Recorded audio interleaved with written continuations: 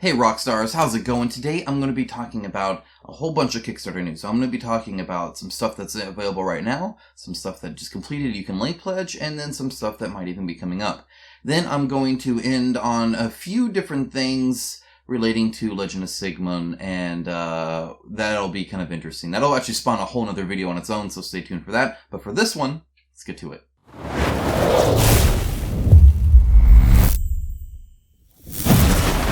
As always, I want to thank my patrons and YouTube members. Without their support, videos like this could not exist. I would not be able to do this all by myself, whether it's the moral support that they provide, which is awesome and thank you, or whether it's even the financial means to actually back a lot of these companies, especially the ones that I'm critical of. So thank you for helping keep this channel independent and keeping me motivated.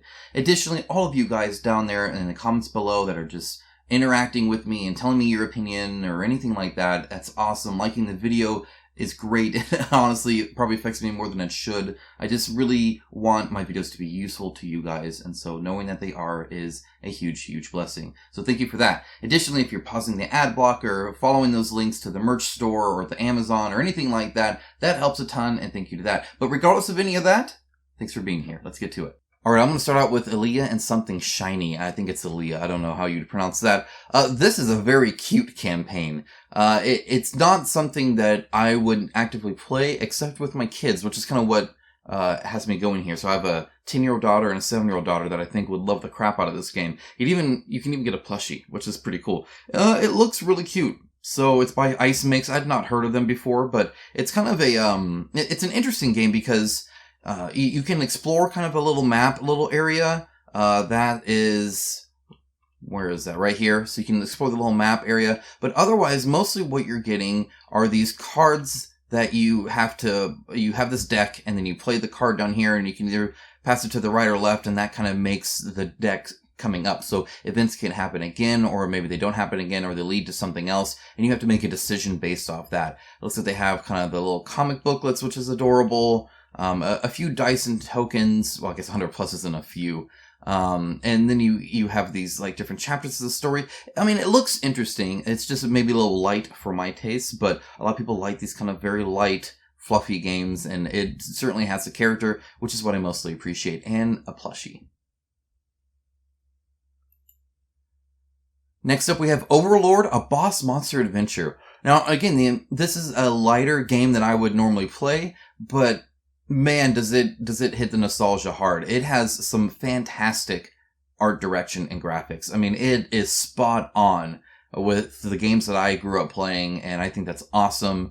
It's pretty much a drafting game, and so you're drafting these like tiles, and they have in the lower right-hand corner and the lower left-hand corner these different symbols that matter within the game and interact with each other. And you're placing these here just trying to make the like worst or best overworld for you to conquer as the Overlord. There's a lot of overs here. I do like drafting, which is cool. It's just not enough on its own to get me. But I love the graphics. I mean, it's really, really good. And it looks well made. It looks interesting enough. So again, if this is something you're into, all of the links, by the way, are in the description below. So feel free to follow those. There's a ton there. Next up is Terraforming Mars. I know I said transforming in my last video, so sue me. This is Terraforming Mars, the big box.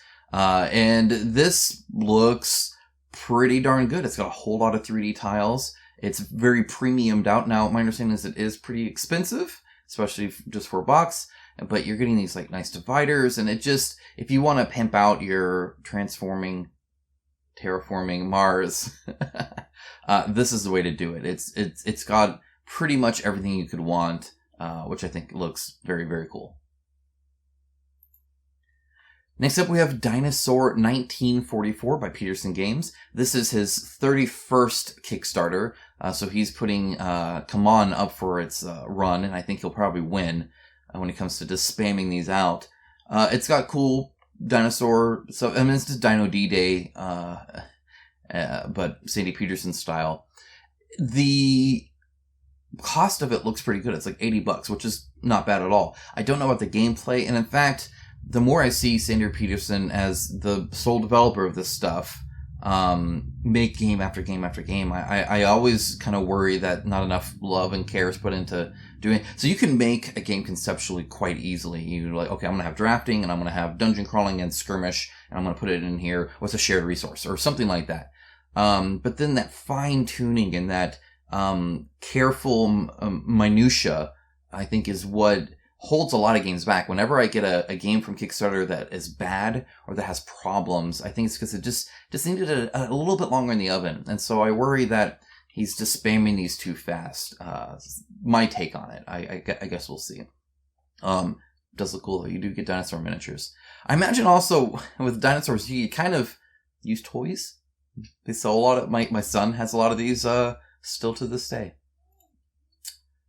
Next up, we have a poop game. Now, I am no expert in poop. Well, I mean, maybe it's somewhat of a specialty, but it's just a fun little filler game about poop. And I know my family would adore the theme. It has a crap king. See, fecal fighters and poop peasants. What's not to love there? I don't know what to tell you, but as somebody who still appreciates middle school humor, Poopocalypse made me smile. Okay, so this one is a little interesting. I'm going to have to talk about this a little bit. So this is Mystery Dice, the Kickstarter by John. I'm assuming his name is actually John. And I'm sure John is a great guy. In fact, I've looked at a lot of, he's made 16 Kickstarters, and they're all like dice-based, and they look great. He makes some wonderfully designed and good-looking dice. For sure. As somebody who's not super big on dice, like I don't have hundreds of them like some people do, but I can understand the desire to have cool sets and stuff like that. When it comes to buying anything as a mystery, fundamentally, I am 100% against it. Not that I'm fine with somebody purposely buying something that they don't know. What I'm not okay with is selling it specifically by not telling people what it is. For a few reasons. First of all, I'm the kind of person that wants to know what I spend money on. I've never spent money on loot boxes, but I've spent premium on a costume in a video game. As long as I know what I'm purchasing, I'm fine. If I don't know, I don't spend the money. For this, and I want to say right now that everybody involved in this, including John, looks like he's having a lot of fun with it. And for the people that are fine buying something that they don't know what it is, they're having fun too. And I don't want to rain on anybody's parade. And I think he should be able to sell it like this, sort of. So we have a lot of games like Oathsworn or anything like that or even like Frosthaven and stuff, where the stuff that you encounter, the legacy style stuff, is supposed to be a surprise. So it's hard to sell you something you already know if it's a surprise. But I spoke to the guys at Shadowborn Games, and I told them how, like, I won't buy it unless I'm able to see them. It's just something for me. And so that's what they did. They offered, like, hey, this is a mystery. If you want to spoil it for yourself and want to see, click this link. It showed you a whole bunch of miniatures, which I clicked it very quickly to look at it. And then I backed it. They look great. So if you haven't seen them, they're good. As for this, fundamentally, a company would only do something like this if they felt you could get more money from it, right? Obviously, you would only pitch it and move it a certain way so that you think you could get more. So what I'm assuming John is betting on is that by not showing you what you're buying, he'll get more money. And what that means is that fundamentally, anything that is in there, you wouldn't be able to sell as well if people actually knew what it was they're buying, which kind of tells me what the product is.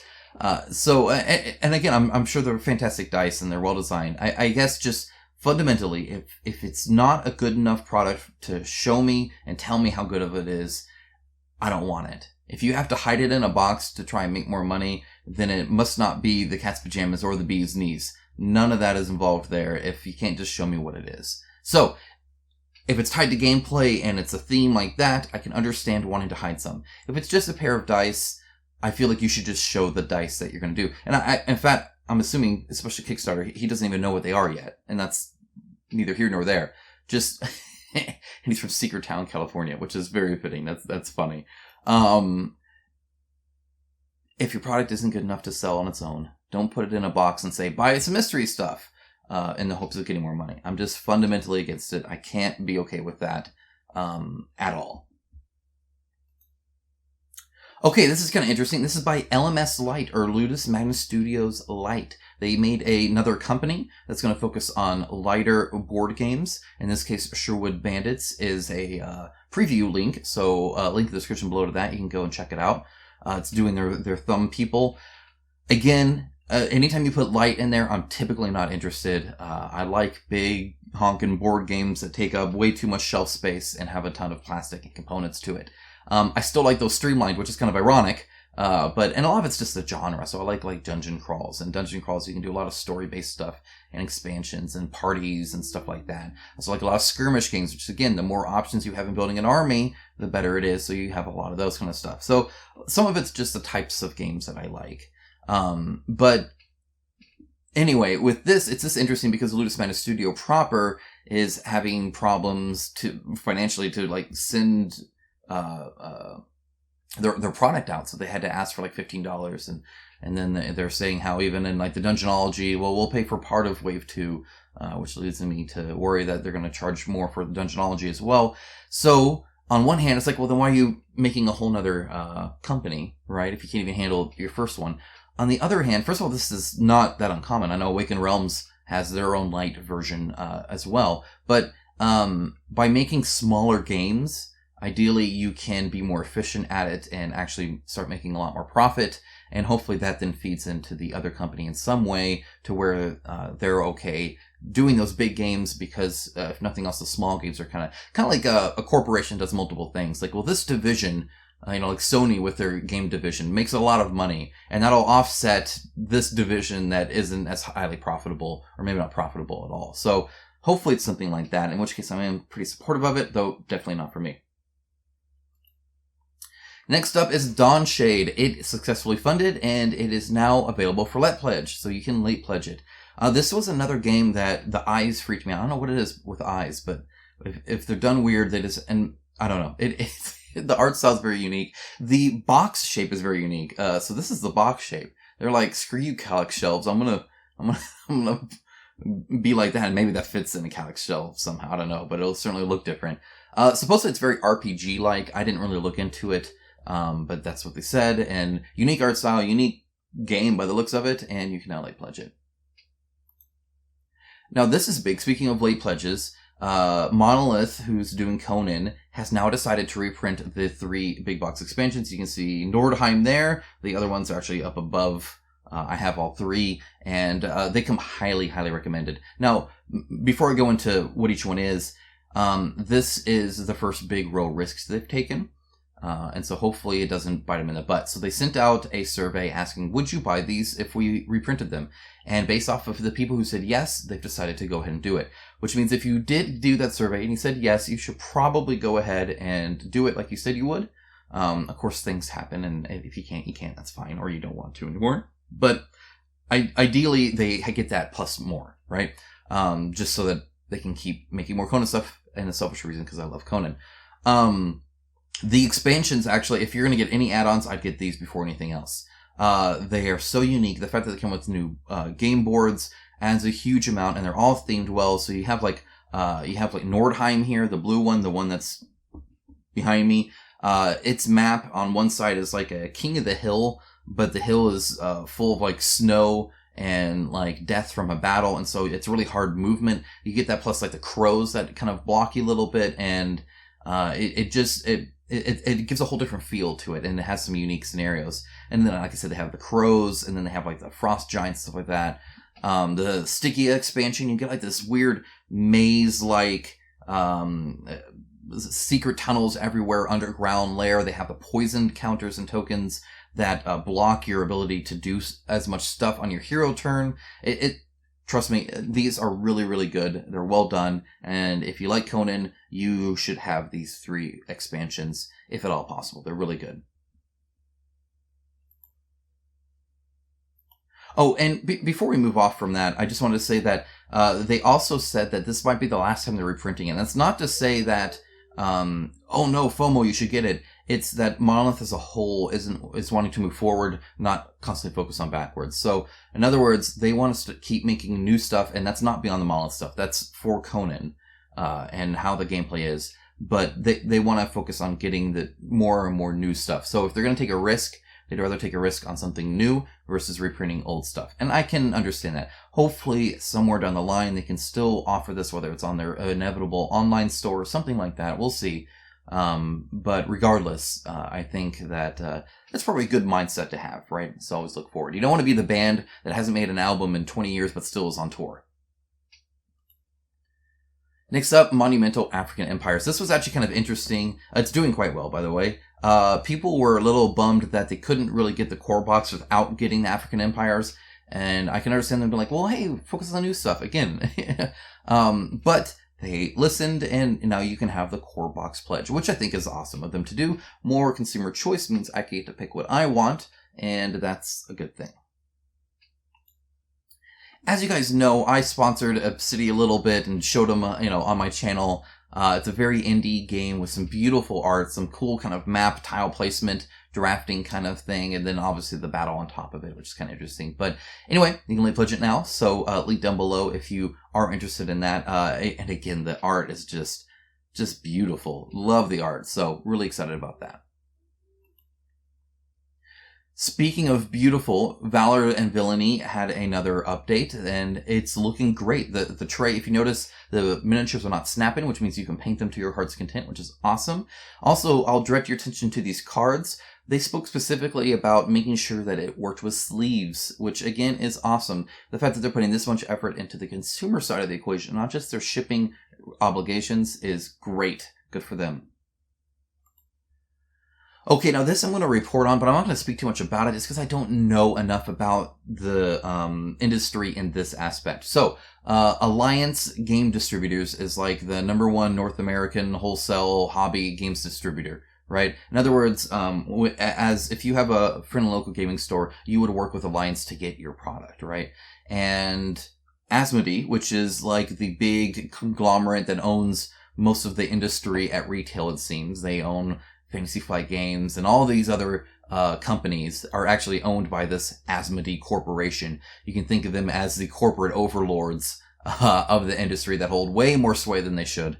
They just buy up small companies left and right. Anyway, they're going to do it by themselves instead of working through Alliance. So they've broken their contract with Alliance, or they're letting it lapse, I think is what it is. And then now you'll have to deal with Asmodee. Now, that sounds like, oh no, but I can actually understand that. As a company, I think the more you can handle on your own, the better synergy you can have among your departments, and the more control you have end to end of the consumer experience. For instance, let's take Kickstarters. When I order a Kickstarter and then the shipping is an issue, we all blame the developer for it. But often it's the fulfillment partner. But you don't have a platform to really yell at Quartermaster Logistics or whatever it is that you're yelling at, or when it comes to, getting your game. So you have the developer, even though they don't own that part. Now, if the developer owned from making it, like something like Archon Studio perhaps, to delivering it, then you can yell at them for any part of the process, but that also means that they can really synergize. They have all the information they need. I think fundamentally it makes sense. And in fact, I think they already do this in Europe. This is just a USA thing where the USA is kind of catching up and saying, yeah, we're going to handle it all on our own. So it makes sense to me from what little I know of the industry. Okay, so Legends of Signum. This is going to spawn a whole nother video. I'll be uploading that at some point. Hopefully soon for you guys, just so you can understand. There's going to have to be some changes to how I do this, and I don't know what level I need or anything like that, but so I'm going to correct a few things, and that I said before. So I have my last video focused on Legends of Signum. I'm also going to provide more examples on, or at least more information about what I stated on other things. But anyway, Legends of Signum, they contacted me, just like Scale 75 did after I kind of called them out. And like Scale 75, they were very mature about it. There was a little bit of, sarcasm, I think, but, I'm sarcastic. Like, I can't yell at anybody for being sarcastic. I'm the same way.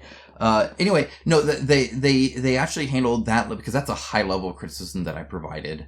And some strong statements, made out of passion that, I still like fully support, but I'll explain, I guess, a bit better. But, anyway, they did mention they're not doing this, though, the whole like defamation thing, and that scares the bejesus out of me, that, somebody would, I guess, I don't know, I don't want to say take me more seriously, but I am just a dude with a camera. Literally, I set up a camera, I sit here, I look at web pages, and I tell you my thoughts on it. And they are just my thoughts. But I should probably take better care in explaining that more, and then kind of keep that in the back of my mind when it comes to wording a little bit.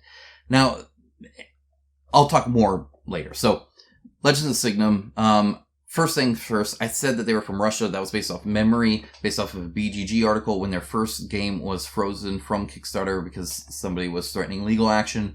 There were some people talking about Russia or whatever. I don't know if they've changed this since then or if it's always been this way, but they do have right here, We Are Signum Games, a Ukrainian company. So I got that wrong, and my apologies for that, because I know when it comes to Ukraine and Russia, things aren't always peachy, and I didn't mean to insult anybody or say anything wrong there. In fact, it was right there, right on my screen. So that was just me having bad memory and me just going off memory versus verifying. And part of that's just because, again, I have another job. I do this part-time. So I've spent a few hours, checking all of this out. So I hope you appreciate that a little bit. Okay. So this was the first thing that they sent out when they were frozen. They were saying it was from Stellar. I don't know who they are. Some people were talking about it. I think it seems the IP of Confrontation is very, very loose and nobody knows quite who owns what. So it's kind of a gray area IP, and it seems to me like Legends of Signum is utilizing a lot of that. And so a lot of the stuff that they take are from that, assuming that it's in IP limbo enough to where that they can, for better or worse. Anyway, so that's kind of the initial thing that came out. Here is a BGG article back from 2018 that I was actually a part of. This is titled Frozen Kickstarter, so you can come and read all this. It links to a Daka forum. I read about 4 pages of stuff where people were talking through the different things, so it gets hard, because when stuff is taken down, and so you can see me involved in here anyway.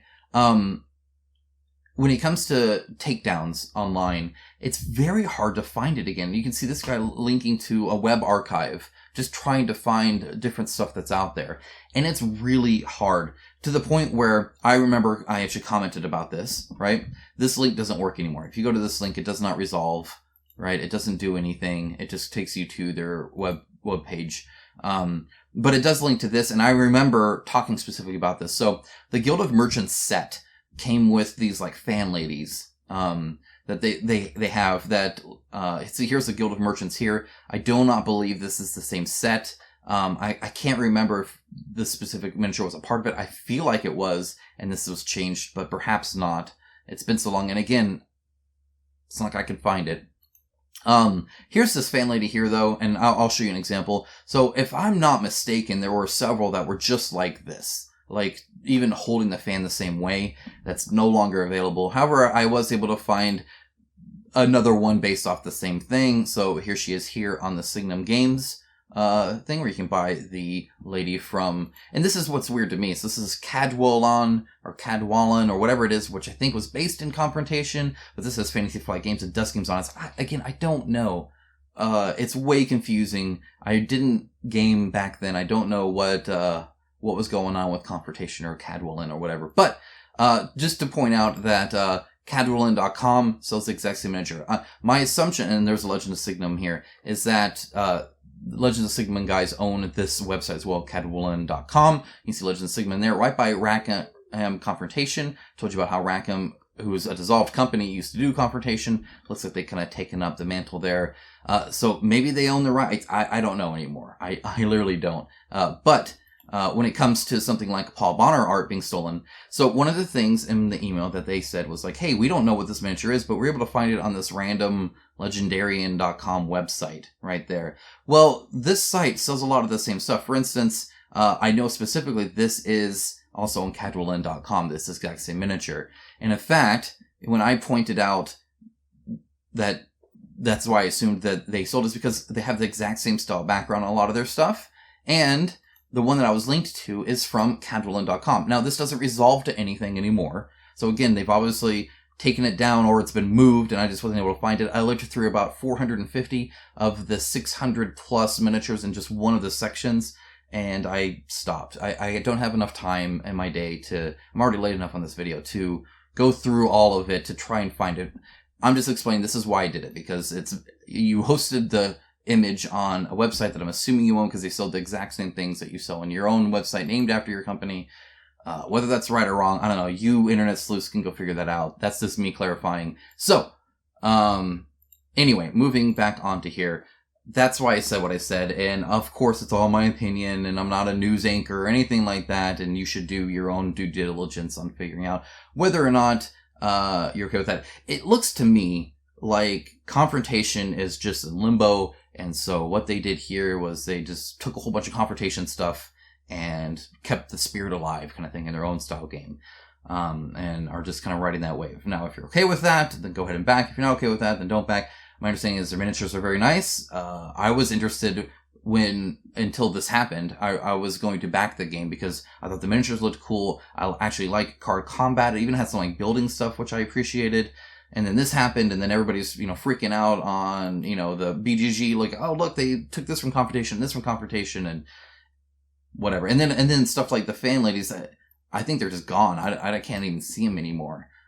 So it looks like they do take down some stuff, and then the Paul Bonner stuff being hosted on the website, it just, I don't know, it just seems too much like a bad thing to dip my toe into where I don't want to be associated with it in any way, shape, or form, so I didn't. And I told you guys that. And now I've clarified even more, a lot more than I wanted to. It's not like the Kickstarter is the biggest thing ever. It's not, it's not some 5 million plus thing or whatever. So it's not like it even affects a whole lot of you guys. I'm just trying to report what I see and what I know. So anyway, not to leave on a Debbie Downer like that. Seriously, you guys are awesome. Thanks for putting up with me. Thanks for understanding where I'm coming from when I'm covering this kind of stuff. I'm just trying to let you guys know so that you can then take that and add that little nugget of information and then perhaps add to it or do whatever you feel you need to do to be a more well-informed consumer. Because at the end of the day, all of my videos are about either celebrating the games I like or informing you guys so that you guys can make better informed decisions. Pro or for, I don't care. Agree or disagree, I don't care. That's fine. I say my opinions online, you can disagree. You probably should from time to time. We're not the same people, and I'm very opinionated. So, anyway, have a great rest of your weekend. I'm sorry this video was late, but I hope you do appreciate it. Take care, guys.